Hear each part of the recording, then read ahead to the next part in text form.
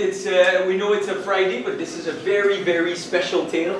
As you know, we are fortunate enough today to have a guest speaker who is part of a new breed of modern heroes. No? These are weird people who have decided to work for the greater good. Yeah. Who have decided to work for the greater good in a very innovative and new way. He is part of the kind of people some people like to call social entrepreneurs. No? So it's very passionate people who actually decide that they will strive for environmental or social objectives and goals and try to improve society. Not only through innovative means, but sometimes even through the market and business approaches. So they have a very different mindset. They're transforming the way we think about possibilities, about how we can improve the world we live in. So Rubayat here, you might have read and seen his little bio, but he has studied and he insisted on that many times in social science and development also. You see, sometimes we were talking about liberal arts. He was telling us today how important it is to have that breadth of knowledge. He also, as he self-defined himself, he said, "I used to be a nerd." He said, "I've learned. I still am." Yeah, he said, "I've learned coding by myself," and he loves ICT also. So basically what he did, he saw an opportunity to actually combine his dreams and his passions for ICT, for development, for business also, and he's put all of this together, and now he is a social entrepreneur in the field of ICT 4D, ICT for development. He not only studied at Harvard and got tons of prizes, but one in particular, he became the Aspen New Young Voices Fellows in Development or something. So he's basically now... That's exactly what it is. Exactly what it is. So now he wasn't sure either, so it's okay. So, but what is great is that he's now also contributing to transforming and shaping the way we think about development and the way we talk about development. So this is very important. So with no further ado, a great hand of applause to a wonderful and generous... Thank you so much. Yeah, it's... this will stick. It doesn't... Should I just use this? Maybe yeah. Yeah. It's, that's been a problem for me everywhere I go. Yeah, I'm trying to trust that. Hello everyone. Good evening, and I'm just really humbled by the turnout. When Sarapa invited me, I was I talked to Christian, and today I've been talking about my work as a social entrepreneur and what we do at Empower, my company. And in both of those, I had some sense of what I was talking about, whereas in this one, I have absolutely no sense of what I'll be saying. So I'm the other thing is that when I talked about my other work, I felt like I at least know something about it. In this case, I think I feel thoroughly undeserved of this space. And Sarapa, thank you for inviting me. But I think in this room itself, there will be so many amazing stories and inspirational stories of courage, of perseverance. I've had none of that. So my story might not be as inspirational, and please, Sarapa is responsible for any disappointment at the end of this tale. So essentially, for me, the way I want to start today's tale talk, and I think you might have read the description that I sent out, but even if not, I basically start off with a question, and that question is: imagine you're in a space where you've invested a significant portion of your life trying to do something, trying to build something, whether it's a company, a relationship, or something important to you. And then suddenly at a point you realize that your heart is not in it anymore, right? And the question that I have for you is, what do you do then? Do you choose the easy, the safe, the same, the rational, so-called rational path of doing what you have been doing and pursuing it till the end?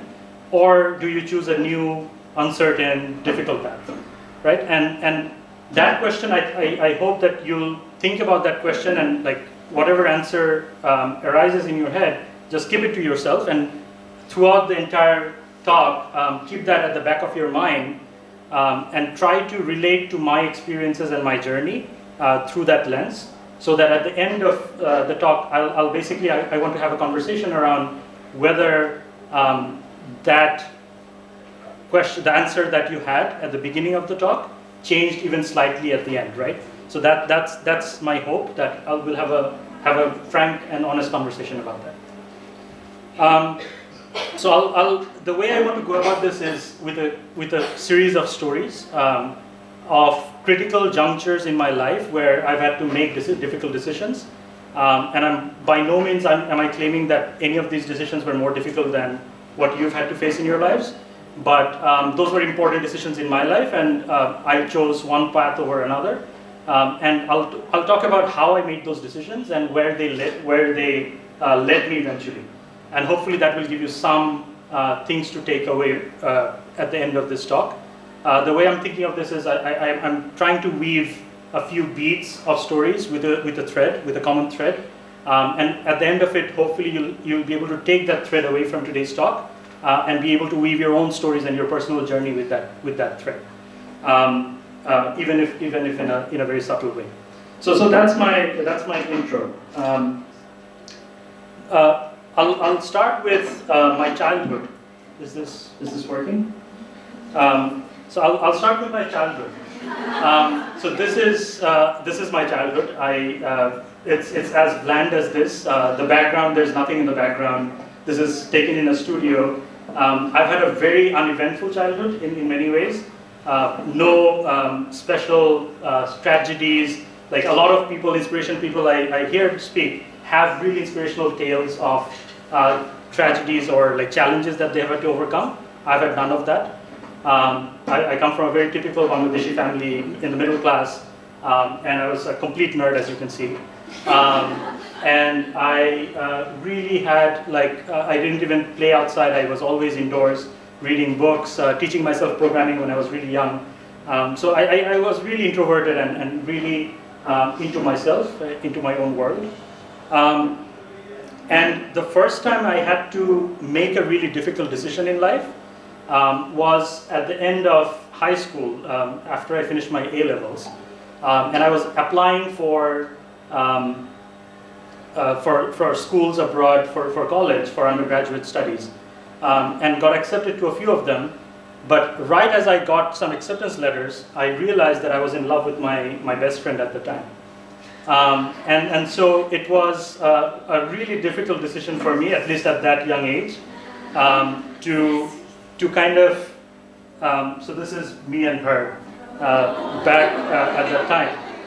And so, for me, it was a really difficult decision because do I go abroad and jeopardize this amazing friendship and relationship I have with this wonderful girl, or do I stay back and risk a career or things that are probably waiting for me abroad for my future?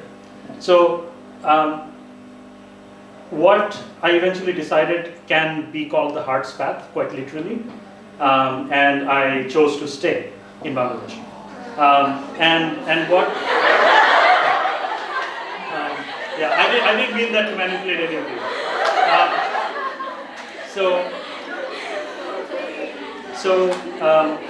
So I chose to stay, and what that gave me was 4 of the most amazing years of my life. I chose to do my undergrads here at IUB, Independent University in Dhaka.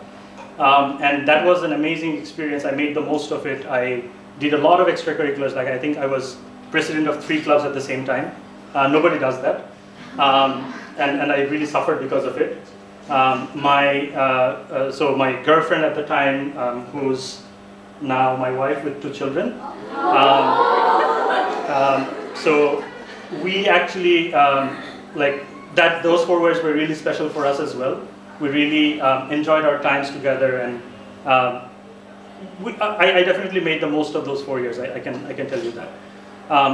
And what that meant for me is it also was a really deep realization that despite the fact that I chose to stay and make that sacrifice, listening to my heart more than my head, that was kind of quite a profound life-changing experience and determined my future in very profound ways like made me a lot more happy than many of my compatriots who chose to go abroad were. And I think that really prepared me for my subsequent journey in life, where every time I faced such like choices, I ended up making decisions reflecting on that experience. So I'm sorry I don't have many pictures because I didn't get time to pick out from my entire, like I think 50 gigabytes of pictures. But essentially, so that's the first critical juncture of my life where this happened. The second juncture, I think, was when I graduated from college, from undergrads. And when I graduated, I wasn't sure what to do. I think many of you probably share that same dilemma. You don't know what to do, you don't know what is meaningful for you. The same happened to me. But unlike many people, I chose not to apply for jobs. So like many of my friends, even though they were unsure, they actually went ahead and applied for the first thing that came along. So many of my friends joined Unilever, even British American Tobacco. I don't know why people would do that. But they chose to get the job that came to them first, whereas I waited, right? I was basically doing things like doing Model UN, things I already knew how to do. I was doing like debating. I was just exploring myself more and more. I took a few like part-time stints in different places. So I worked with the BBC for a while, working on a national campaign to challenge the mayoral candidates in each of the towns. And like basically they do this like election discussion with the mayoral candidates to see what each of their positions are. So I was partly managing that campaign, traveling all around Bangladesh and talking to mayoral candidates and like the electorate there. So I did that for a while. I realized that BBC was not for me because it was really bureaucratic, it was really big, and I didn't enjoy myself in that role for a long time.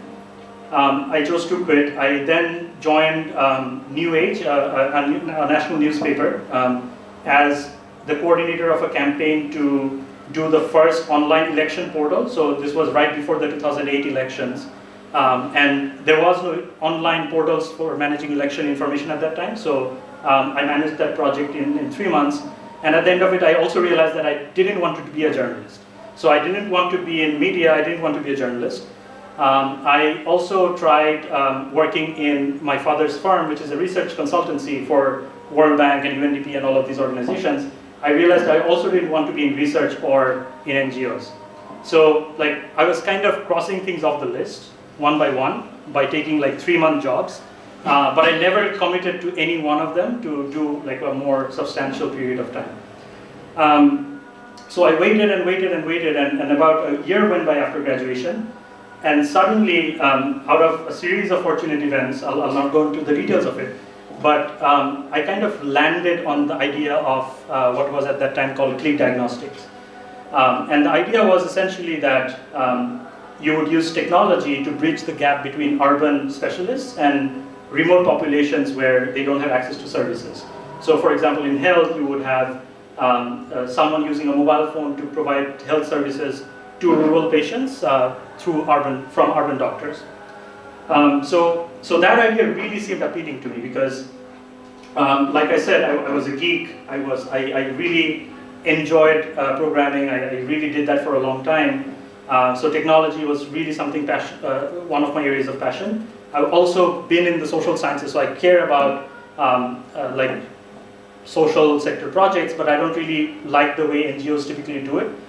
I also am very passionate about like the environment and other social outcomes because my father has been an activist all my life, and I've seen him on the streets protesting against government policies on the environment. So all of those things kind of combined and became embedded in this idea of click diagnostics, which really seemed appealing to me. So this company was started by someone who was at that time studying at Harvard. And the company was based out of Africa, so they were doing a lot of projects in Africa, and I only fortuitously got to know about it in Bangladesh because I knew him from before. So I got so excited about the idea that I essentially pitched to him that I want to take leadership of spreading the company to Bangladesh. The problem was that the company didn't have any money to pay me. So I said, well, let me volunteer for 6 months and see where this goes. So my parents were, of course, not very happy about it because A, this was a job, this was not a company that I was starting. B, there was no money, there was no salaries. So they would have to pay my bills for another 6 months. But they understood. They have been supportive all my life, and they understood. So I did it. So 6 months, I was essentially running the company out of like cafes, begging to use the Wi-Fi because I didn't have money to pay for coffee. So like I would go to cafes and work, and I would go pitch to different organizations on this idea.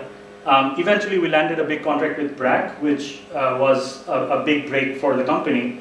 And eventually, like that kind of led to a lot of different projects in Bangladesh, and we started hiring people. We could afford to start paying salaries to myself and the other people. So things kind of took off from there. And in the meantime, I had already deferred my. So I had admission from Harvard and a few other universities for my master's, and I chose Harvard for some reasons, but I chose to also defer the admission because I didn't really want to leave the company at that early stage where I knew that if I left, the company would not succeed to make it past that stage, at least in Bangladesh. So I deferred the admission. I was running the company for another year, and then the next time Harvard asked me like whether I was coming that year, I was quite in a big dilemma because even at that time I still thought the company needed me. So I was really torn between whether I wanted to go or not, and I eventually chose to defer once again. This time, however, the first time my scholarship held, this time Harvard told me, we cannot guarantee that we'll hold your scholarship because you have chosen to defer after the deadline. And I was like, okay, let's just take the risk. So this is the big next critical juncture where I was consciously making a decision whether to go or to pursue this company that I was building. And where that took me was, I think I ended up, so now the company is about 90 people. We are doing quite well in terms of the number of projects, the number of things that we do. And I don't think any of that would have happened if I had chosen to go at that time. So that is something that I feel quite, I feel that the reward has been very high. And eventually Harvard did give me the scholarship to go the next year, so that also worked out okay. The next big juncture was when Click Diagnostics was in Bangladesh. So by that time, Bangladesh operation was already fairly big. So we chose to move the headquarters of the organization from Boston, where it was initially, to Bangladesh, where most of our projects currently were. And at this time I had left for Harvard already. This was 2010. And suddenly one day we get a call from a big pharmaceutical company saying, your company fits in well strategically with our mission, and we want to buy a significant stake in your company. We want to give you $5 million, and you will, we want 30% of the company. So at that time, this was for many people in our team, in the founding team, this was a dream come true, because that would give the company a valuation of well over $15 million. So anybody who didn't want to continue doing it could actually sell their stake and walk away with a few $1 million, right? And by this time I was already a shareholder, so that would have also given me about $3 or $4 million right off the bat, at least in valuation, if not in cash. So me and my co-founder, Ridul, we were strongly against this idea of this big pharmaceutical company taking a stake in the company. And the reason we had was because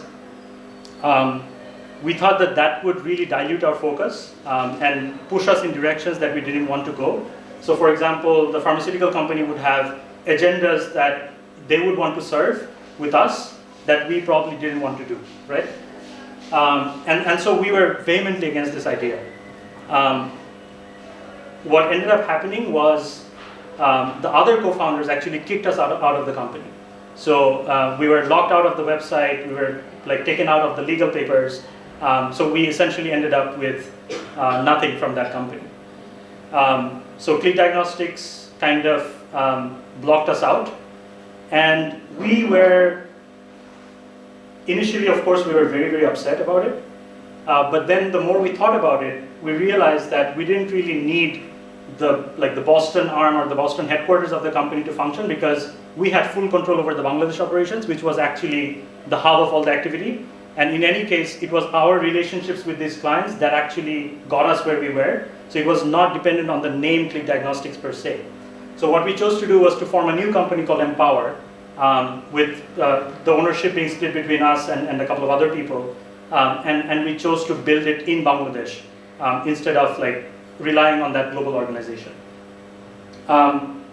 Where that took us, so this was again another critical juncture where we made the conscious decision not to take the investment, and where that led us was we now had a company that we fully controlled, much more control over than we had over Click Diagnostics. We hadn't really lost much of our valuation because most of the valuation actually came from the Bangladesh operations of the company anyway. And we were flexible to do things that we wanted to do, which we probably couldn't do with an investment from that big pharmaceutical company. So again, that actually worked out quite well for us eventually, even though initially it was a big hurdle that we had to overcome. So that actually was another critical juncture. The next one that I'll talk about is when I graduated from Harvard. This was after I did my master's, so fast forwarding 3 more years.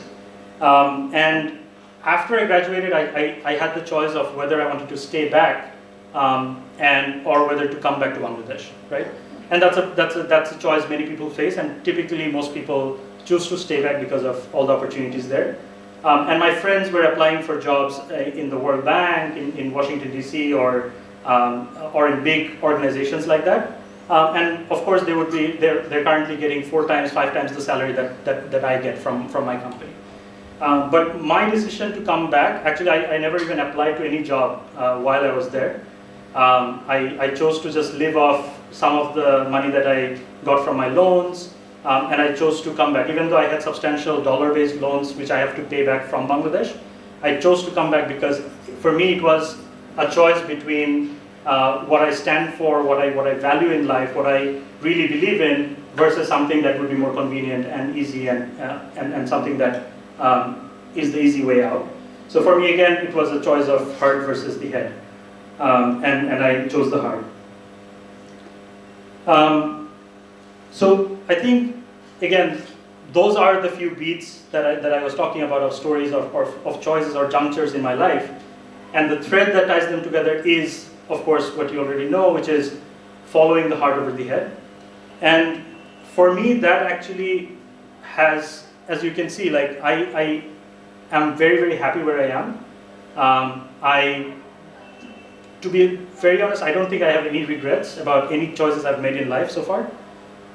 And I think even though right now I'm completely broke, to be very honest, but that doesn't like take anything away from the happiness that I feel, knowing that I've pursued my dreams and what I wanted to do in life. And essentially what the message that I want to leave with you, and hopefully we can have a conversation about this afterwards, is our society in Bangladesh, in the subcontinent, in Eastern countries, often forces us to think within certain constraints. So after you graduate, the first imperative from your parents or your society or your peers is to get a job. And whether it's a job that you care about or not doesn't really matter. The message I want to leave with you is, what do you do after you graduate, and whether you make the easy, the quick, the instant choices, or do you go the harder but more rewarding route of choosing to follow your heart. And I hope like by now you have some insights or new thoughts about this that you can share with me. So that with that I'll leave the floor open for discussion. Thank you. Okay, so who's disappointed in the talk? Any disappointment? No. So Rubayat, I don't think anyone's disappointed here. Thank you so much for coming and sharing your experiences with us. So we have time for questions. Yeah. What sometimes when I think of my graduation, I feel like maybe it's easy for me to get an easy job. For example, let's say I could get a job in the media, like I have the background or so. Then I could use that time instead of like, I don't know how to put it, wasting the time. And then I'm completely sure that at some point in my life I would get the biggest reward of whatever I want, my biggest dream, ambition, or whatever. But why did you choose like to not take the advantage of the time that you had and then you were waiting? I mean, what was the advantage? I didn't really have any reasons for it. Like I said, I follow my intuition more than my rational mind. And essentially, I think the reason I chose it was because I had already seen people take that easy choice of getting a job and then getting stuck in that route, because like that forces you down a pipeline, and like there's one step after another, and you already get used to the lifestyle where you have more money than you can spend, and so like taking that leap from that and becoming an entrepreneur or doing something that you're passionate about becomes really difficult. So like I didn't want to get stuck in that tunnel. So for me it was like really important to find the thing that I really felt passionate about before committing to anything long term. So that was essentially my reasoning. But you also weren't sitting idle, you were trying out lots of different Yeah, I was trying out different things, but in very short term bursts. So I never signed a contract that was longer than 3 months. So I took like very short term engagements with different organizations which were very different from each other to see what resonated with me, whether I cared about the issue or whether the organizational culture was fit the way I work. So all of those things were very important for me. And like I think it's also a sheer amount of luck. So the thing that I wanted to end with is this. I really believe in this, right? So like when you really want something with all your heart, the universe conspires in your favor. And I think like for me, I think I'm an example, and I definitely cannot guarantee that this will happen with you. It did happen with me. So anytime I made a choice that was purely out of my heart, I ended up getting rewarded for it. Like in the short run, maybe not in the short run, but eventually. So I think it's taking that leap of faith that is necessary, and also having the expectation that sometimes things might go wrong, but at the end of the day, at least you know that you made the best choice for yourself, for your own happiness, and you shouldn't have any regrets about that. So I think yeah. Does anybody know which Indian movie plagiarized this?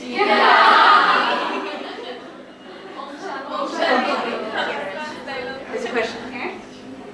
Yeah. In which subject did you study your master's? Masters, international development.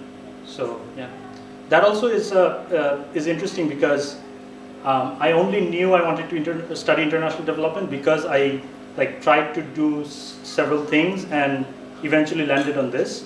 So it was really important for me to also study something that resonated with my experiences, and I chose to defer twice, and that really helped me. So one thing that I didn't talk about, one of the rewards was when I went to Harvard, I immediately was kind of the de facto expert on ICT for D. So anybody who wanted to know anything about ICT for D would come to me. So I had a personal brand. Anytime I did a class project, I was always relating it back to my experiences. I was writing cases on Empower or Click Diagnostics. So like that actually helped me tie a lot of my experiences together and also get more of my academic studies, which wouldn't have happened if I chose to go right after my college. So that also was a big reward. And what did you study for your undergrad?